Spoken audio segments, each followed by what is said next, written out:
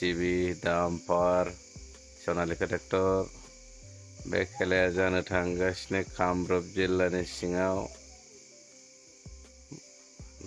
जिसिबि डाम्पार लाहरदो बयबो नै रायजो राजाफ्रा लाजोबथारबाय।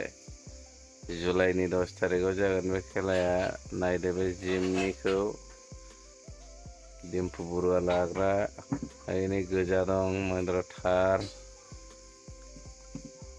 बे खेलाया कामरुप जिल्लानि सिङाव जानो थांगासिनो दं सत्यम शिवम सुंदरम शिव मन्दिराव 10 जुलाइआवनो जागोन बे खेलाया। 100 राङावनो मोननो हागोन नोंसोरो दामि दामि जिसिबि टाटा हारियार डाम्पार सनालिका ट्रेक्टर टाटा अल्ट्रा बास 24 सीटार लाहरदो बयबो लोगोफोर।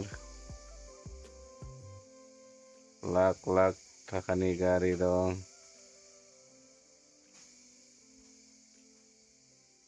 जिमनिखौ